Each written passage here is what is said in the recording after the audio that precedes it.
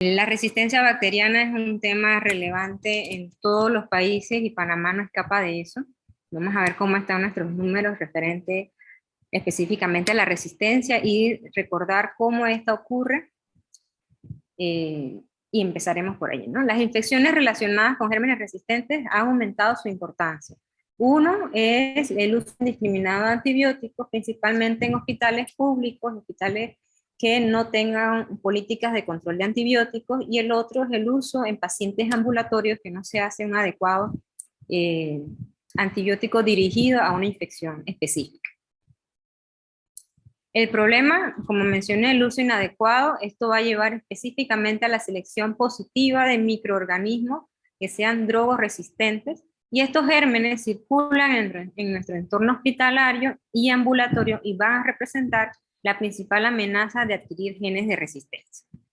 Esta diapositiva del doctor Quiroz me gusta mucho porque habla específicamente de lo que estamos viendo en nuestros hospitales. Esto fue un estudio que se hizo en el 2017, donde ellos comparaban la presencia de genes de resistencia antibiótica y elementos móviles en ríos que estaban cerca de áreas hospitalarias. Y ellos vieron que se correlacionaba los genes de resistencia que ellos observaban en los ríos con la carga o el consumo antimicrobiano en esos hospitales. O sea que sí hay una carga genética que se puede correlacionar con el uso de los antibióticos.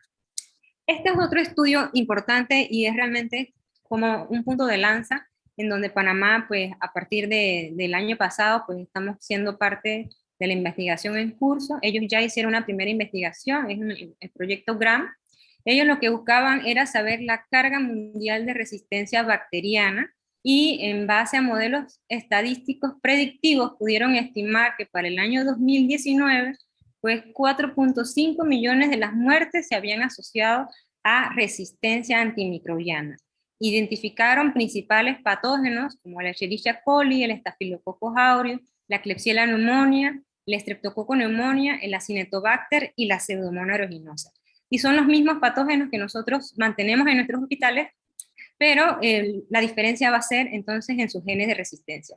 En América Latina ellos lo dividieron por continente, pues el más prevalente fue la Escherichia coli.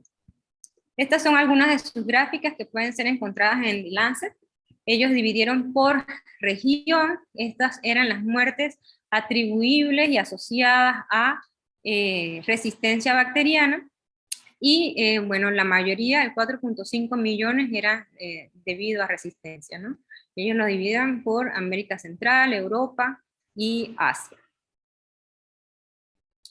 Esta es otra de sus gráficas. Ellos vieron el conteo global de muertes atribuidas y asociadas específicamente a las bacterias, y ellos la clasificaron por bacterias, siendo la principal la Escherichia coli, seguido el Staphylococcus aureus, la Klebsiella pneumoniae, el Streptococcus y el Acinetobacter en menor medida, y la Pseudomonas aeruginosa. Así que realmente nuestra principal bacteria es la Escherichia coli, seguida del Staphylococcus aureus, que lo podemos también observar en nuestros hospitales.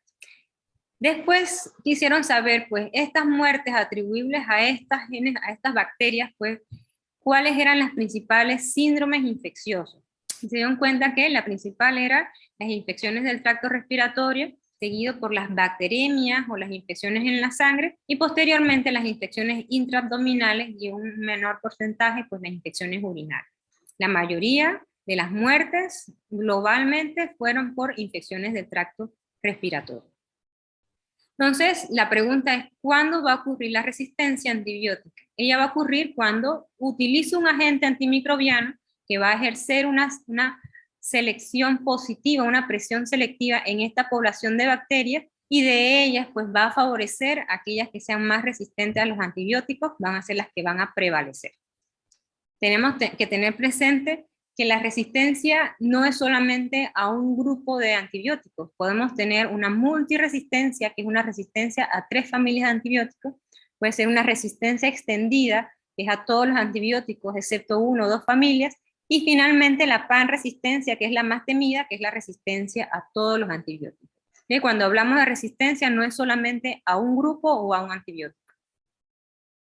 Y bueno, esta es la imagen que todos los infectólogos nos imaginamos cuando nos enfrentamos a una bacteria y vemos su antibiograma. pues tenemos que tener presente que la bacteria va a tener diferentes mecanismos de resistencia o va a tratar de utilizar diferentes mecanismos de resistencia.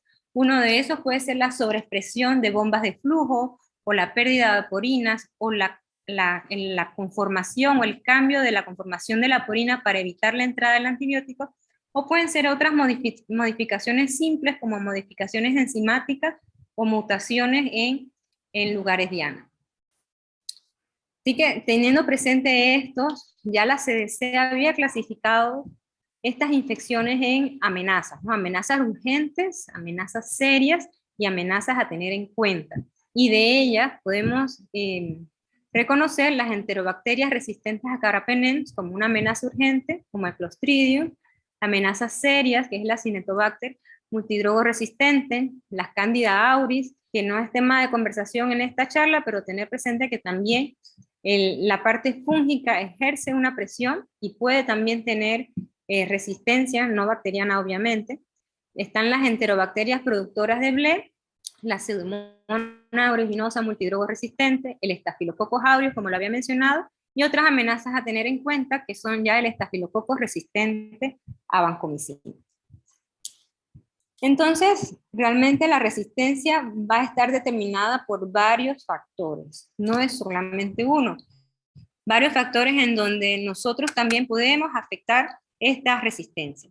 La emergencia y la transmisión de gérmenes resistentes va a tener una fracción atribuida al uso antimicrobiano, y para esto debemos mantener la balanza con una gestión adecuada del uso de antibióticos, saber cuándo iniciar el antibiótico, cuándo terminar el antibiótico y la dosis adecuada. Hay una fracción atribuida a la transmisión de persona a persona, y de esto debemos tener presente que cuando se solicita un aislamiento de contacto o un lavado de manos precisamente para disminuir esta fracción atribuida a la transmisión de persona a persona. Esta gráfica, un poco cargada, habla de la realidad que se mantiene a nivel mundial, ¿no? Específicamente estos son países de primer mundo, y si ven, este fue un estudio internacional, se llama el Eurobac, donde ellos buscaban saber las características que tenían las infecciones del tracto sanguíneo adquiridas en el hospital, específicamente en unidades de cuidados intensivos. Ellos pudieron clasificar que muchas de estas infecciones ya eran por gérmenes multidrogo resistentes. Países como Portugal, el 50% de los pacientes que tenían infecciones en el tracto sanguíneo adquiridas en el hospital, pues ya tenían gérmenes multidrogo resistentes. Serbia, el 100% tenía gérmenes multidrogo resistentes.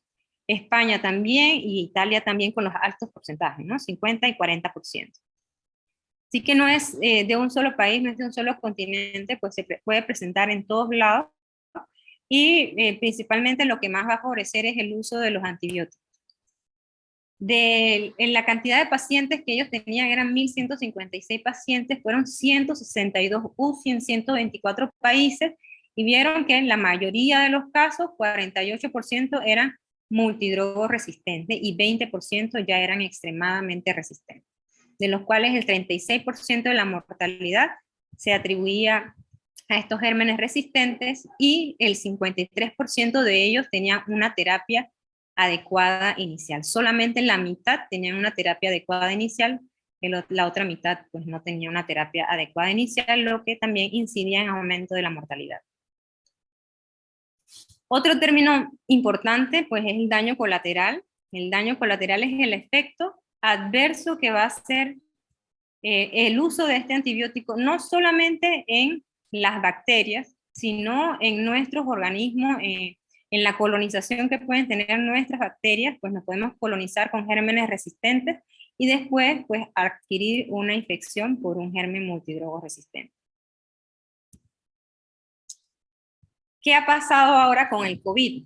Pues el COVID ha venido a empeorar específicamente los casos de resistencia bacteriana, y principalmente es por estos pacientes que están ya con un proceso infeccioso inflamatorio previo. Este estudio habla de la infección, cómo induce la sobreimposición bacteriana en estos pacientes, ¿no? Lo principal aquí, que el epitelio de la vía aérea ya está afectado por el virus, está afectado de dos maneras. Uno es el deterioro de las células epiteliales. El virus va a cambiar la conformación ciliar, va a inducir muerte celular. Esto contribuye a que pueda haber mayor adhesión bacteriana por sobreregulación de receptores. Y el otro efecto es el efecto del sistema inmunológico, que ya va a haber una desensibilización en las células luego del cuadro viral y va a contribuir a que haya más afectación de las bacterias. Uno, por los mecanismos propios de atracción de los neutrófilos van a estar debilitados. Esto favorece la adhesión bacteriana y además el mismo cuadro infeccioso viral pues va a producir mayores moléculas proinflamatorias que afectan las células del huésped. Tenemos sobreimposición de síntomas virales con síntomas bacterianos. Pues lo que vamos a tener es lo mismo, fiebre, tos, dificultad para respirar. Esto puede ser tanto bacteriano como viral. La disyuntiva que nos crea, pues nos hace siempre tratar de colocar antibióticos aunque el cuadro sea viral, ¿no? La recuperación va a ocurrir luego de semanas de los síntomas y se ha visto que en los mayores casos tenían asociados factores relacionados a mayor edad, a obesidad, demencia, diabetes y enfermedades cardiovasculares o pulmonares. En este artículo, pues ellos veían las infecciones bacterianas secundarias y la resistencia antimicrobiana. Ellos compararon antes de la pandemia, durante la pandemia, y lo que observaron que solamente en el 3% de los pacientes con COVID había una infección bacteriana, o sea, había una coinfección. Probablemente no habían infecciones secundarias en todos los casos y realmente no todos los pacientes debieron haber recibido amplio espectro. Los patógenos aislados, pues la Escherichia coli, la Klebsiella pneumoniae, la Acinetobacter baumannii y el Staphylococcus aureus. La etiología de las infecciones bacterianas antes y durante la pandemia. Pues ellos vieron que las infecciones del tracto respiratorio durante la pandemia solamente 15% correspondían también a una infección bacteriana. No todos los pacientes que tenían COVID tenían una infección bacteriana. Similar, realmente los números pre-pandemia y en pacientes COVID con las infecciones urinarias no hubo cambio. En las infecciones asociadas a sangre o infecciones de los vasos sanguíneos, pues sí hubo un aumento en la época pandémica y en la prepandémica en relación con los pacientes COVID. Así que principalmente fue infecciones del tracto respiratorio y infecciones en bacteriemia. Este es otro artículo interesante hablando del tema de COVID y las infecciones bacterianas, porque ellos clasificaron aquí estos tres tipos de infecciones, ¿no? Las que habíamos mencionado en la diapositiva anterior. Las infecciones respiratorias, las infecciones sanguíneas y las infecciones urinarias. Y buscaron cuáles eran los gérmenes principales en estas infecciones en estos pacientes críticamente enfermos. De las infecciones respiratorias, 21 casos de los 38, pues tenían gérmenes gram negativos solamente en el 50%, y en el 26% se encontraron gérmenes gram positivos. Solamente en 4 se encontraron hongos y virus adicionales o coinfecciones con virus en 6 casos, solamente de los 21 positivos. En tanto, en infecciones sanguíneas, pues el 25% fueron gram negativos, que es el que está casi siempre en todo, y un 20% pues en gram positivos. Solamente 4 pacientes tenían gérmenes gram positivos. Este fue solamente de un solo centro. Y en las infecciones urinarias también, la mayoría gram negativos en un 54%. Y si ven, había infecciones fúngicas en 4 de ellos, que puede ser por sobreuso de antibióticos. Esta es otra gráfica donde ellos mencionan cuáles eran las bacterias aisladas por cultivo, donde está la Klebsiella pneumoniae, el Enterococcus faecium y la Acinetobacter baumannii como los principales gérmenes afectados. Miren, el Escherichia coli y la Pseudomonas no fueron los principales. Y entre otros patógenos, pues el Staphylococcus hemolíticos y la Klebsiella pneumoniae, también como los cultivos aislados. Entonces, ya sabiendo cuáles son los factores que influyen, ya sabiendo, vamos ahora a saber cuáles son los mecanismos de resistencia. Los mecanismos de resistencia, como les mostré en la bacteria anterior, pues van a variar. Son diferentes niveles, hay primer nivel, segundo nivel y tercer nivel. El primer nivel son lo más básico, son mutaciones puntuales, mutaciones en un par de bases, se llama un cambio microevolucionario, donde lo que vamos a ver es una alteración del sustrato, y esto hace entonces que cambie la conformación de la bacteria. El segundo nivel ya es un nivel macroevolucionario, no son un par de bases, son largos segmentos de DNA, como un evento único, ya sea que haya una inversión, una duplicación, una inserción o deleción, pero de grandes secuencias de ADN.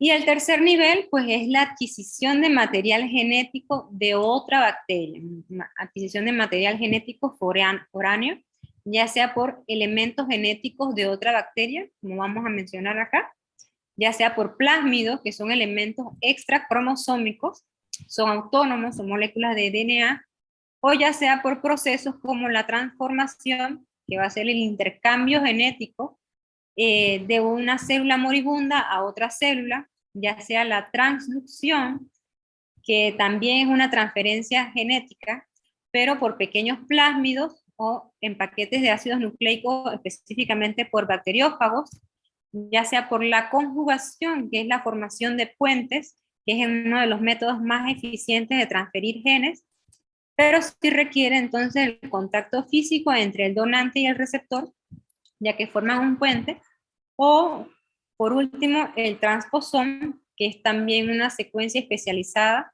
de DNA que va a tener sus propias enzimas o también llamadas transposas que permiten la transposición de un lugar a otro independiente de las enzimas de recombinación.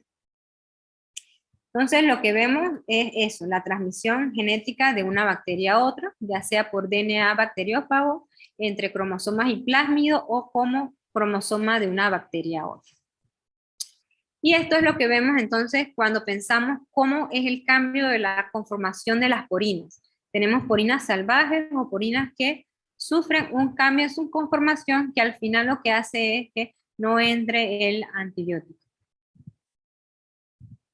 Ahora pensando, pues ya sé cuáles son las bacterias más relevantes en el mundo, ya sé cuáles son sus mecanismos de resistencia, cómo estamos en nuestra área geográfica, cómo estamos en provincias centrales. Pues esta es una recopilación de diferentes años, desde el 2017 que estoy en el hospital, y lo importante es ver cuáles son nuestras bacterias principales, ¿no? Aquí hacemos una comparación del año 2017, 18, 19, hasta el año 2021, y vemos que de las principales, pues tenemos la Klebsiella pneumoniae, tenemos la Escherichia coli para el 2017, nada más un 19%, el Enterobacter cloacae y el Enterococcus fecalis. El Acinetobacter baumannii realmente en nuestro hospital no es un germen relevante, y gracias a políticas de control de antibióticos que tenemos en el hospital, pues sigue siendo sensible. Para el año 2018, pues la Klebsiella pneumoniae sigue estando entre las principales, igual que la Escherichia coli y el Enterobacter cloacae, y el Staphylococcus aureus, pues aquí sí empezaba ya con un 13%. Ya para el año 2020, por aquí comparamos 2018 con 2020, pues si ven principalmente aquí está la Escherichia coli, y esta es una gráfica no solamente de cuidados intensivos, sino que abarca todo el hospital, y como ven en ambos está el Escherichia coli como el principal, seguido de la Klebsiella pneumoniae tanto en el 2018 como en el 2019 con 19%, el Staphylococcus aureus en 16% y la Pseudomonas aeruginosa con un 9%. Vamos a ver esta para que vean. Enterococcus fecalis y Enterobacter cloacae. Realmente la Acinetobacter, como mencioné, un 1%. No ha sido muy relevante. Sabiendo ya nuestras bacterias, pues el tema de la charla es saber la resistencia. Y para el Staphylococcus aureus tenemos que saber específicamente cómo está la resistencia hospitalaria del Staphylococcus meticilino resistente. Para el año 2018 pues teníamos un 20%, esta ha ido disminuyendo, pero se ha mantenido entre un 10 a 15%, La Pseudomonas aeruginosa, aquí tenemos que tener presente es esto, las quinolonas, todos son antibióticos antipseudomónicos, así que de esto presente la quinolona. Si ven, este amarillito que es el intermedio, pues nos lleva también a pensar en resistencia casi en un 20-25%. Los carbapenémicos en el año 2018 sí tenían un porcentaje de resistencia que después disminuyó considerablemente en los siguientes años, y eso lo vamos a observar en las gráficas. Este también es el año 2018. Miren la Escherichia coli, estos niveles de resistencia en quinolona y en cefalosporina, que son realmente nuestros caballitos de batalla, pues ya estaba llegando a un 20% de resistencia de la ceftazidima, ceftriaxona y cefotaxima. Esto es global, todo el hospital. Y la Acinetobacter baumannii, como les mencioné, sigue siendo bien sensible en nuestro hospital. Este 2018, Klebsiella pneumonia también con altos niveles de resistencia de las cefalosporinas de tercera, sensible a los carbapenémicos completamente, y vuelve a ser entonces resistente a las quinolonas. Esto fue una gráfica que saqué específicamente para ver orina y saber cuál era el principal, y en orina pues la Escherichia coli fue la principal, seguido de la Klebsiella pneumonia, la Escherichia coli con 274 casos para el año 2019. Entonces ahora saber cómo estamos durante la pandemia. ¿Qué pasó en pandemia? En pandemia aumentaron las resistencias, por lo menos de las quinolonas, se mantuvieron casi llegando a un 60% la Escherichia coli. La ceftazidima llegaba a un 20%, ceftriaxona y cefotaxima. Seguimos siendo sensibles a los carbapenémicos.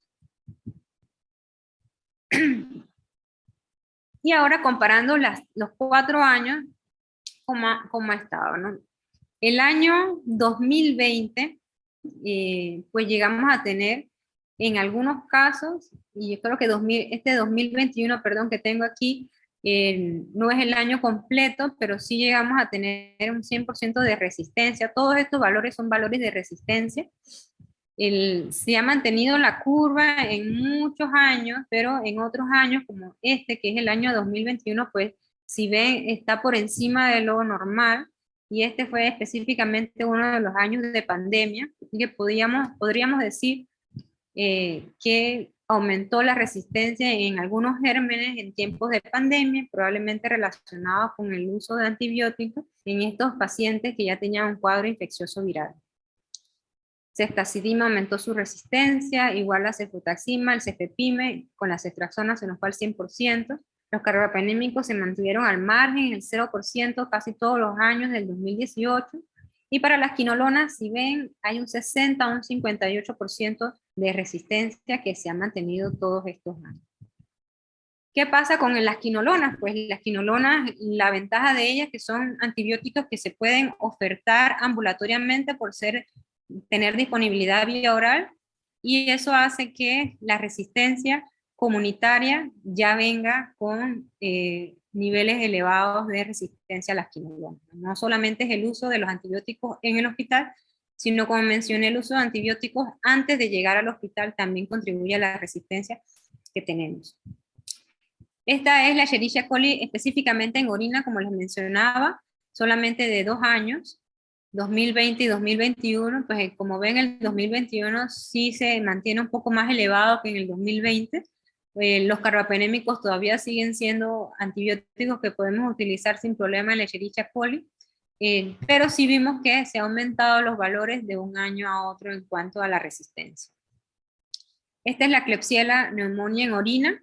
Si ven, para el año también 2021, un aumento de la resistencia en las cefalosporinas y en las quinolonas, en comparación con el 2020, que sí fue un poco más bajo la resistencia.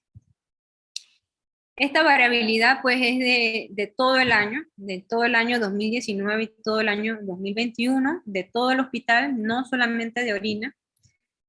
Y en esta, pues en el año 2021 es el que está en gris, y vemos también niveles más altos, específicamente en el año 2021 en comparación con el año 2019, que los niveles eran más bajos, todavía no estábamos en pandemia probablemente, después en 2020 que ya estábamos en pandemia y 2021 pues sí vemos que la resistencia pudo haber aumentado.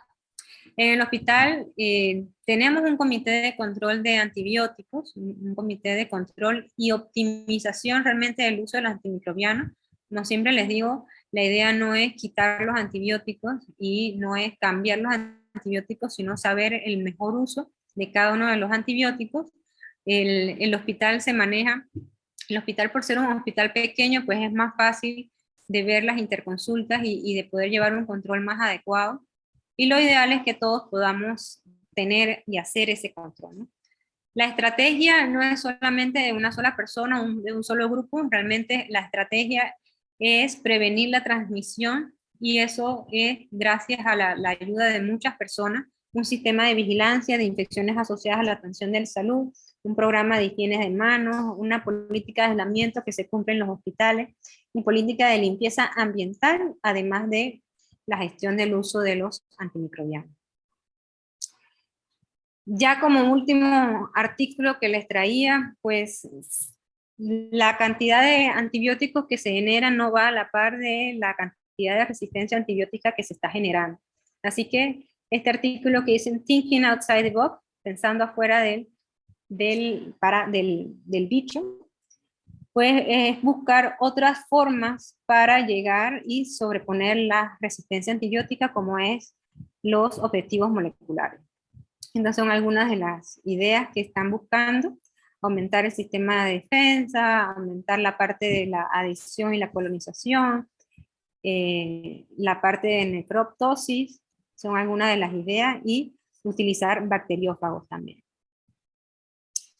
Y en conclusión, pues tenemos que tener presente cuáles van a ser los factores que van a determinar la emergencia y la transmisión de microorganismos problema, la vigilancia de estos microorganismos, ya los tenemos identificados, lo importante es vigilar y tener presente cuándo van a ser realmente un problema para mi hospital, y tener presente que hay medidas preventivas básicas y medidas complementarias que podemos todos ayudar a la disminución de la resistencia bacteriana. Estos son algunos de los artículos que he revisado. Gracias.